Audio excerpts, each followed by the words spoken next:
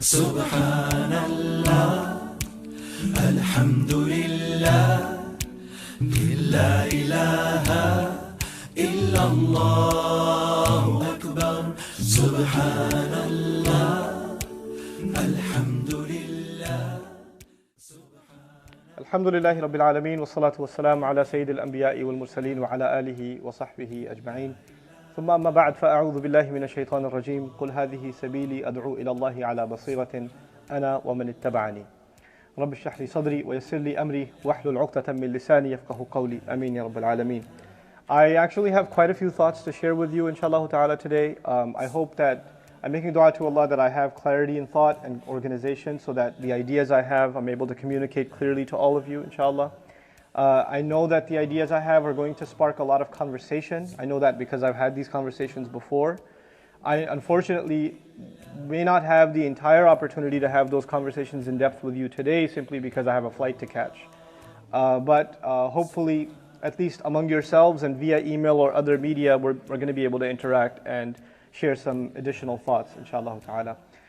Obviously, the subject matter at hand is how do we get the most out of weekend schools, whether they're Saturday school or Sunday school. These efforts, how do we get the most out of them? And let me just premise all of what I'm going to say by saying that there's enough people out there to criticize the limitations and the results of Sunday schools or Saturday schools. And that's not a new conversation, it's a very old conversation. Frankly, I'm tired of it. Because complaining about something doesn't make it better. And also, it's also ignoring the reality that for a good number of children that are coming to these schools from early ages all the way to their teen years, this is possibly the only Islam they will ever be exposed to. A lot of these kids don't even go to Jum'ah prayer because of their public school schedules. And their parents aren't very well educated in Islam. So the only Islam they're really much exposed to is at Sunday school. So whether we're doing a good job or a horrible job, well, you can't get rid of it. You can't say, oh, Sunday schools don't work or Saturday schools don't work, because they better work because that's all we got. For a lot of these kids, they're not going to end up in Islamic school. They're not going to take weekend seminars that come from Islamic institutions. They're not going to attend the halaqat. A lot of these families don't even know the address of the masjid. The only reason they know about the place is because they have to drop their kids off at Sunday school. It's the only time they get very cheap daycare. But I'm not complaining. I'm just saying that's a reality. And if we're going to try to make things better for our ummah, the first thing to do is not to complain, but actually internalize reality and work with that reality. I've been raised in a culture where all I see around us is us complaining about reality. I say, let's just accept reality for what it is, and let's work with it. And instead of fighting against it, work with it and say, well, given these circumstances, what can we practically do? Now I'm going to take a few steps back before I talk about weekend schools in particular. I want to let you know that for a long time as I was traveling across the country, I was speaking at the forums that are mostly masajid, like the masjid scene. And the masjid scene in America is very different, and it gives you a picture of what the Muslim community looks like, but it's not a complete picture at all. It's not a holistic picture of what Muslims look like in America. It's actually the Muslims that are somehow associated with the masjid. Whether very directly or remotely, but they're associated with the masjid. There's a significant population of Muslims that is actually not in any meaningful way associated with masjid life. Their life is, basically the masjid or the mosque is almost irrelevant in their life. Okay, maybe Jum'ah, maybe that. But outside of that, not really, right? And so I decided much recently to maybe start visiting some college campuses, having discussions with MSAs and even non-MSA groups. And I see a reality that's very different from the reality at the masjids. It's just a completely different population. And I did a program, a kind of program I would usually do at a masjid. I did it at a college campus, at one of the premier schools. About 400 Muslim youth showed up at the program. But even 200 boys, 200 girls. There was not one girl in hijab. Not one. This was an Islamic program. It was tafsir. And I'm not complaining. I'm just saying this is a reality. And so instead of saying, why aren't you girls wearing hijab? I'm like, I better rethink what I have to give these people. What the message is that we have to share. And I'm bringing that realization to you in this discussion. A lot of you were raised, those of you that are parents, were raised as youth in somewhat of an Islamic environment. At least maybe some of you that were raised in the Muslim world heard the adhan every day. You saw men and women dressed in a particular way. There was a kind of interaction in home. There was a kind of respect expected between teacher and student in the classroom at school. There were things that were just part of your culture that are in line with Islam. You didn't learn them because you're good Muslims, you just learned them because that was your culture. Then you and I came to the United States. And now we're raising our children in a very different world, where a lot of the things that we took for granted are just not there. A lot of the things that were normal to us, they've never even experienced. They don't know what that means. They don't know what it means to stand up in respect for the teacher when the teacher walks into the classroom. That's an alien concept to them. They don't know what it means to have the ultimate respect for the father or the mother in a way that you guys showed to your father and your mother, because they talk back to you and they make eye contact and the girl doesn't lower her eyes when she talks to her dad. That's ancient centuries. Seems like a different lifetime. That is not your children, that's not my children. We're living in a different time. Our kids are more our friends than they are our kids, right? So the cultural realities for our children are very, very different. And as a matter of fact, this is another very difficult reality. The reality that what we see inside the masjid, what we see inside the Islamic social scene, is actually very different from what America looks like outside, to our own kids. As a matter of fact, it's even different from what our own homes look like. For many of us, our homes look very different from the environment that we put our kids in weekend school or masjid or whatever. So you know what? There's this very simple concept in psychology. What you see more often, what you see all the time, it becomes normal to you. And what you see rarely is strange, out of the ordinary. It's very simple. If you see a car going down the street this way all the time, you're used to the fact that this is a one-way street. You see a car going up the street, you're going to be like, what's going on here? Psychology. Yes, psychology. Like, okay, so what you see all the time, it becomes normal to you. That's your definition of normal, because you see it all the time. What do our kids see all the time? Yeah, they see things all the time, that all the time, by the way, they hear, stop it. They hear conversations all the time, and they hear things all the time that if we heard, that we would consider them absolutely unacceptable. But the fact of the matter is they are hearing these things and they are seeing these things. Upstairs in the group, I will not share the answers with you. Upstairs in the group with teens, I sat them down and I said, what are some things you've seen in school that have been done to you or have been said to you that you would never tell your parents? Can you tell me? And a couple of parents were in the room and we had to kick them out. And I said, okay, now you can tell me. And they told me things, and I can't tell you because you can't handle it. And they've seen things. They've seen things that you wouldn't even see that stuff on TV. They've seen them in school. You know, they've experienced things. And so we are raising our children in a very different environment. Very different environment. And the only opportunity we have to give them Islam many times is weekend school. We can't just think of weekend school as an opportunity for education. We have to think of weekend school as one of the last bastions of upholding the flag of Islam in these children's lives. This might be the only reason they might remain Muslim. This is the scary reality. I used to be a Sunday school teacher in the 90s. I had kids I loved. I see some of those kids now, I realize how old I am. This kid came to me, I used to be my brother's Sunday school teacher. He's got a beard. I'm like, oh my God, I'm old. But some of those kids have been arrested. Some of those kids went into the drug life. Some of those kids joined gangs. Some of those kids turned out great. But you know what? I don't want to look at the great kids and say, aha, we did something right. I want to look at the stories that we don't want to pay attention to. And there's more and more of them. There's more and more and more of them. Now, your children ask questions. Why do girls have to wear hijab? What's wrong with gays anyway? Why do we always have to eat halal? What's wrong with pork? My friends eat it. What's wrong with, boys and girls being friends? It's not like we're doing anything. They're just a lab partner. They'll ask all these questions to you, and sometimes you don't know how to answer. You just don't know. Because to them, you know why they're asking these questions? And you just say, it's haram, okay? That's it. What does that mean it's haram, Mom? What does it mean it's haram? It's haram because I said it's haram. That's final. Why can't I go to the prom? It's just a party. All my friends are going to be there. It's going to be awesome. We're not going to do anything wrong. You are not going to the prom. Why not? Because we're Muslim. Come on, Ma. It's just a party.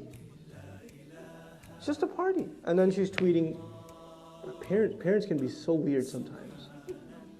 You know, I wish we could be a normal family or whatever. The girl's tweeting that. She's putting it up. And you're blaming her. Actually, she's just following what she's seen all the time or he's seen all the time, and they've accepted it as normal. And you telling them not to go to the prom to them is what? Is abnormal. Everybody else is going. Why do we have to be weird? Why do we have to be strange? So now our children are being raised subconsciously with the idea that Islam itself is strange. Islam itself is strange. And so they ask, why not the prom? Why not pork? Why not this? Why not that? Why not the other? But the big question, I don't care about any of these questions, by the way. I care about one question. And our philosophy for Islamic school, Sunday school, has to be revolved around this one question. You know what that question is? It's the scariest question of all. Why am I even Muslim? Why am I even Muslim? Our children may not be asking that question, but a lot of them are thinking it. And it's scary that they're thinking it and they're not telling us because they know we can't handle it. And we have to preempt. We have to know that that question exists and we better have an answer.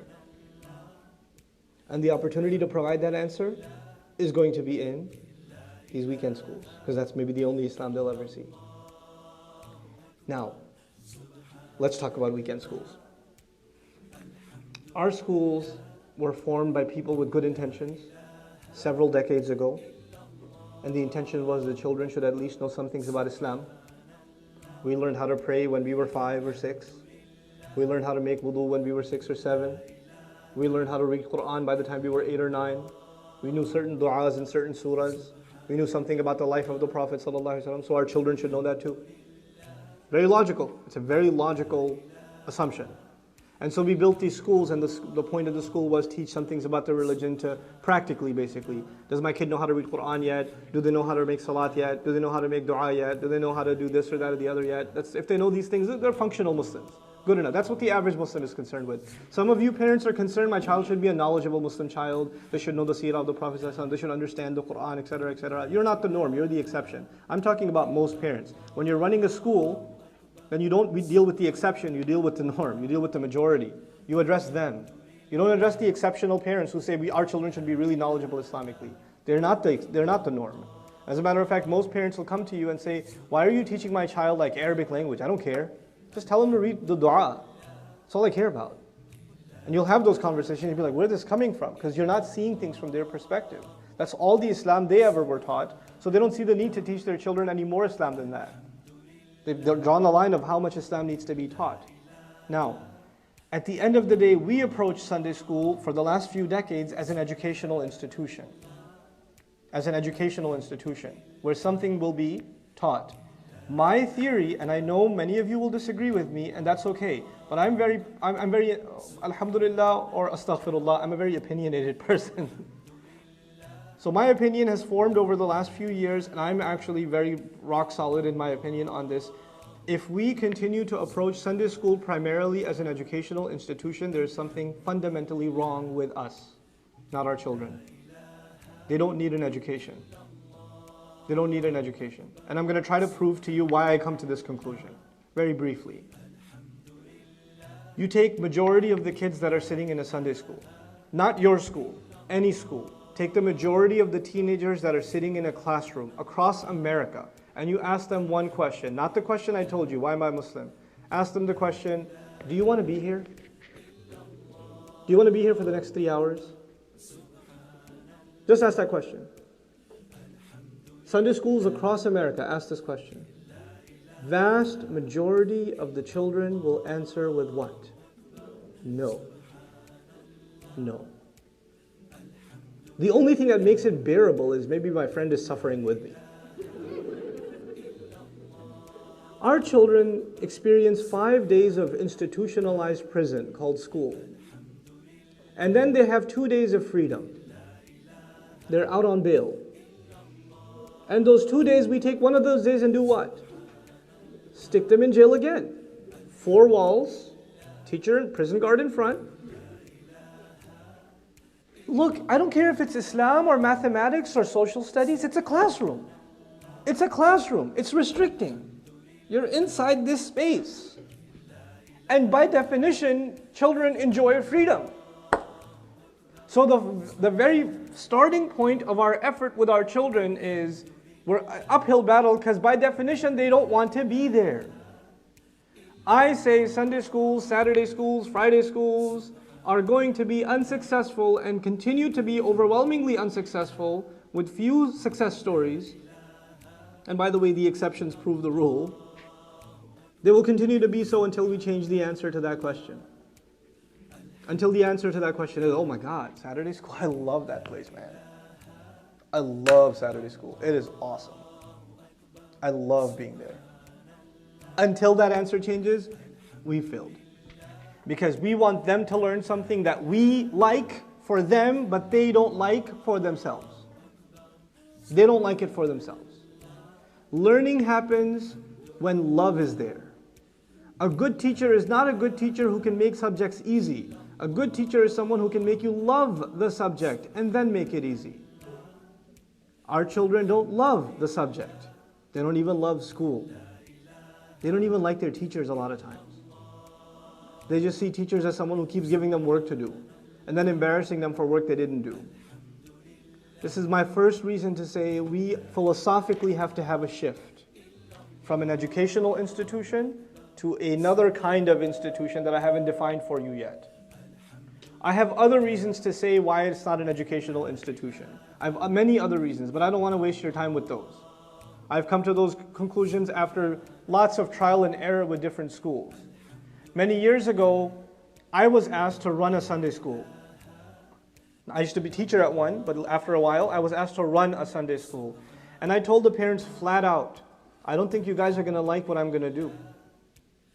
I mean, you guys like my khutbahs and stuff, that's cool, but you're handing me your kids. You understand, I have a very deviant philosophy on what needs to be done with kids. You're not going to like it. No, we trust you, Brother Nouman. Okay, you sure? Are you sure? You sure you want to do this? Yeah, we're sure. Okay. Sunday school teachers meeting came. I'm the Sunday school principal. Which books are we using this year? Which videos are we using this year? I said, we're not using books. We're like, we're not using books? I said, no, we're not using books. What are we going to do? I said, nothing. But what about the teenage kids? I said, especially them, we will do nothing. Look, this is a Sunday school. I was like, yeah, I don't like the word school. It's the Saturday hangout. You know how every school has a motto? As a motto? The motto of weekend Islamic school is one hadith. Al-mar'u ala dini khalilihi falyanzur ahadukum man yukhalil. Person depends on the religion of their friend. Watch out who you make friends with. Saturday school, Sunday school is a place to make good friends. Good Muslim friends. More than anything else. You young people that have been brought up in this country know, and they will tell you from experience, what saved their Islam was their friend. And what ruined their Islam was also their friend. Our children, for the most part, have non-Muslim friends. Or have Muslim friends that have little to do with Islam. We have an opportunity to create friendships under the umbrella of Islam at weekend schools. The majority of our task is to create friendships, to create a social environment where they feel comfortable, where they can hang out with other Muslims and feel like they can talk to them about anything without being judged. They can play with them, they can chat with them, they can hang out with them, they can do trips with them, they can do super awesome things with them, and then we can slip in a little learning, because wanting to be Muslim, loving being Muslim, wanting to identify with other Muslims is far more important than learning to recite the Fatiha. Because the Fatiha, if not recited with sincerity, isn't the Fatiha at all. The learning will come, but the love has to be there first. The identification of themselves as Muslims has to be there first. And that to me is the primary objective, especially of 11 and older. 10, 11 and older, all those groups, your primary objective as people that are running the Saturday institution is to create opportunities of friendship, discussion, conversation, advice. We just hang out at Saturday school. We just hang out, we just chill. Once in a while they give us something to memorize or whatever. Once in a while we learn something, it's slipped in. It's like a 70-30, 70% awesomeness and 30% learning. I even say 80-20. And then up the dose, now you'll see some kids are serious. Not all kids are the same. Some kids are serious. They're like, I need more ilm. I don't need basketball, I didn't come here, I came for Islam, to Saturday school. Fine, those kids should have a specialized class. Don't bunch them with everybody else. They can have a specialized class. But they also need to learn that their love for knowledge needs to be balanced with their love for their fellow Muslim brother, their fellow Muslim sister. We learn Islam so we help each other, not just so we get advanced and leave other people in the dust. And we need to teach that not just to our teachers but also to our students. One of the diseases in our Sunday and Saturday institutions is that we love the kids that do well on tests and we hate the kids that don't. My God, you only created this institution for the kids that don't do well on tests. The kids that are doing well on the tests are the kids that are already, the parents are already doing a good job anyway. They don't need the institution. And then we say, our Sunday school is very successful. This one child did so well. Are you kidding me? How many kids did you have to skip over before you gave me that example? That one child doesn't prove anything. And then the worst thing you can possibly do, please take my word seriously. I know, and you guys are free to do what you want as a school. Every school is. I'm just sharing my ideas as I've experienced them. I don't think you'll find a bigger fanatic about Arabic studies in America than myself. I don't think. I've given my life to this thing. I just want Muslims to know Arabic so they can experience Quran directly. I'm obsessed with this language. I'm a student of it. I will continue to be a student of it until my last breath. But let me tell you something. I am also the biggest opponent of Arabic at weekend schools. I am the staunchest opponent. You will not find somebody who opposes the idea of teaching Arabic at the weekend school more than myself. I love Arabic, but I hate it at weekend school. I don't believe in it. You know why? Because our kids don't know why they're learning it. Arabic is a labor of love. You haven't created the love, there's no point.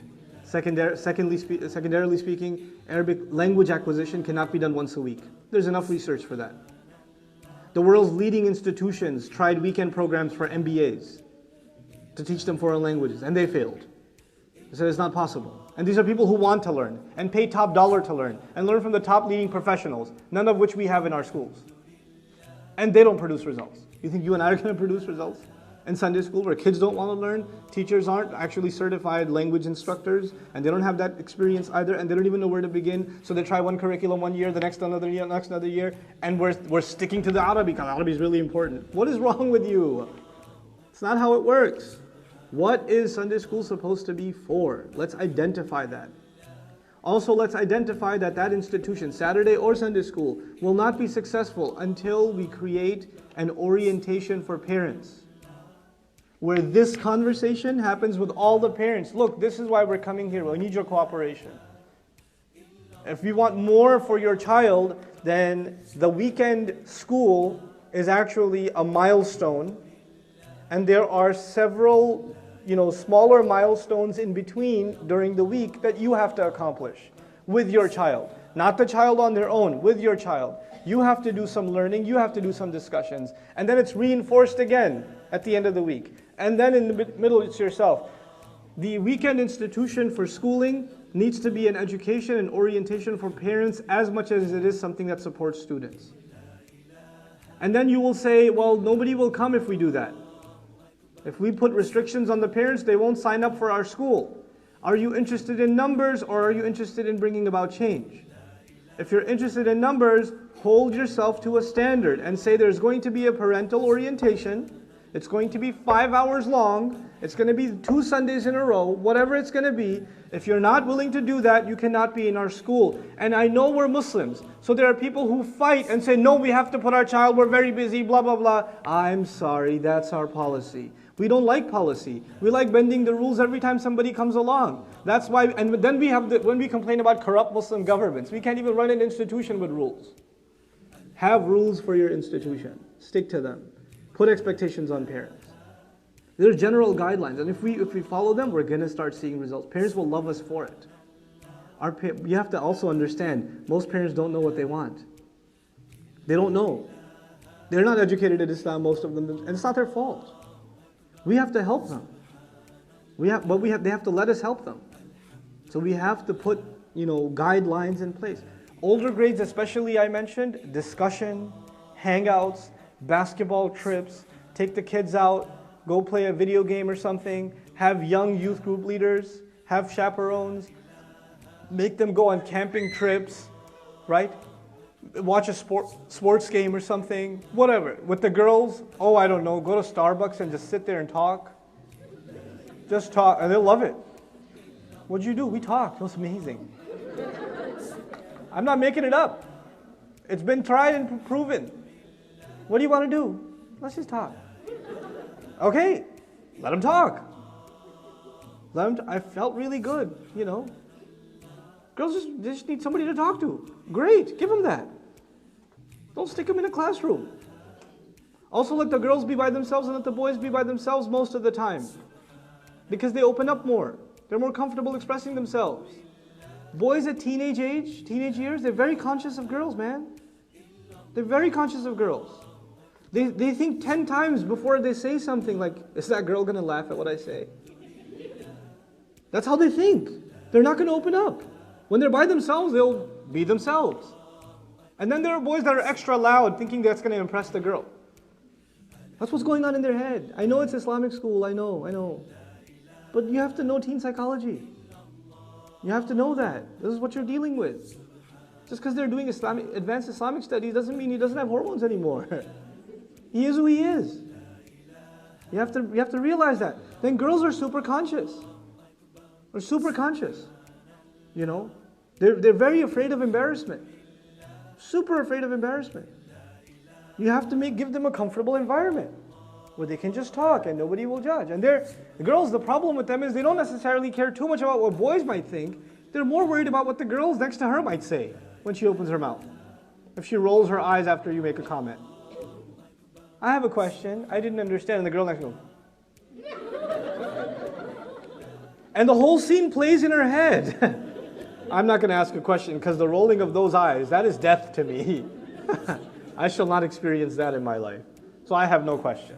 I'll just continue to chew my gum or something. We have to open these kids up. I'm telling you, if we, in weekend Islamic schools or Islamic institutions, if we accomplish one thing, if we accomplish that our kids are openly able to talk about what they experience in school, and they're able to get answers to their curiosities through discussion, not through lecturing top down, but discussion, interaction, understanding. If we can build that, then we have succeeded in what we needed to accomplish. Because our children don't open up to us. They don't openly say what they're having doubts about. One of my kids had a doubt. She had most of the kids in her school are like Muslim and 20% are Christian. And she came one day and she said, Abba, which one of us is going to go to Jannah? Because they think they're going to go to Jannah. And we're going to go to Jannah. But you can't all go to Jannah, right? Because you can't be, it's either right or you're wrong. So maybe we're wrong and maybe they're right and maybe we're right and they're wrong. I'm so happy she said that. Because you know what? I had the same exact thought when I was her age. I'm happy. I didn't freak out. I was like, you're right. That's actually a pretty cool thought. And I had a long 1 hour just conversation, not a lecture, just a conversation with her. And a conversation means I have to listen to her as much as I talk. And she's like, oh, okay, I get it. Okay. I understand. At the end of it, I was like, oh, you understand, huh? What do you understand? Explain it to me. I forgot. And then she explains it to me. I say, okay, you do understand. I got you. You know? But you know what? Our kids, if they have these thoughts, they think 100 times before they tell their parents. They're afraid. Our job at Sunday schools, Saturday schools, is to open these kids up so they can freely talk. So they don't keep those thoughts to themselves. Because they keep those thoughts to themselves, they will fester inside. Maybe they will share them with their non-Muslim friends, and then they will get non-Muslim kinds of answers. And then further and further, as those questions develop, the question, why am I Muslim, will get stronger and stronger and stronger and stronger until they are old age. They are now professionals, they've gone to college, and then you meet them. I've met those Muslim kids that are products of Sunday school, that are professionals, they're well off, and they're living in cities on their own, away from their parents, and you say, are you Muslim? They're like, yeah, actually no, but I just say I am because my parents would freak out. If that's what you want, you'll get it. But if you want genuine Islam for your children, then this is the only opportunity we have. And if we squander it saying, oh, our children know how to recite this surah really beautifully, what does that mean? What does that mean? A child can recite the surah beautifully and still hate Islam. We're worried about the quantitative over the qualitative aspects, the psychological aspects of our religion. I am not undermining the quantitative aspects. I'm saying they should be there, but they should be there at a smaller percentage, especially in weekend schools.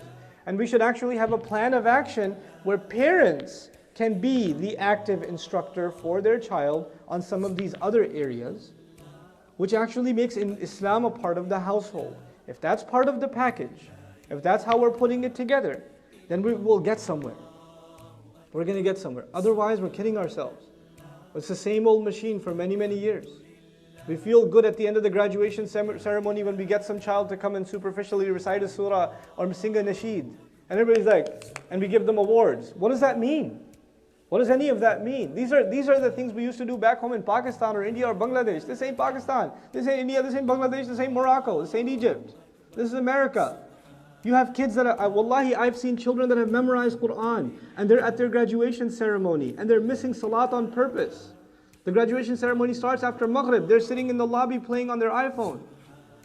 And they're talking about, man, my dad's going to get me a PS3 because I'd finished hifz.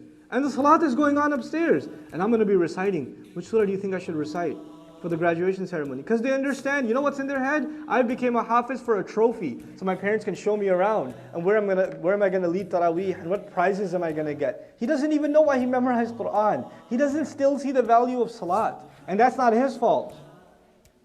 That's not his fault. We created a culture where there's just a trophy. The trophy culture, the prize culture. You know? We love academic achievements. We love them. That's the Pakistani thing. That's the Egyptian thing. We love academic. He came in first. First prize goes to this child. Second prize. What is he going to make a chara out of that prize? What is he going to do with that prize? You know? He's not a better Muslim because of that prize. And let me tell you something else while we're on the subject. Because we treat weekend Islamic institutions as educational institutions, we have great books. I love some books, like Aisha Limu's books, I'm a huge fan. Islamic Aqidah al-Fiqh, Islamic Tahdhib and Akhlaq, brilliant books. They are food for such awesome conversation. Really, and they're springboard from which you can have great real conversation with kids. But you know what we do? There's a test on chapter 21 to 29 this week. And the kid who's good at English in school is going to get 100 on the test, not because he loves Islam, because he's good at English. And he got all the test proves is this child is intelligent. It proves nothing about their loyalty, love, appreciation, internalization of Islam, nothing. So we're reducing something that's supposed to be affecting our personality, we're reducing it to something that's supposed to be parroted. It's supposed to be parroted. That is the fundamental problem of weekend institutions. But it's not beyond repair. It can be fixed. It can be fixed. It'll take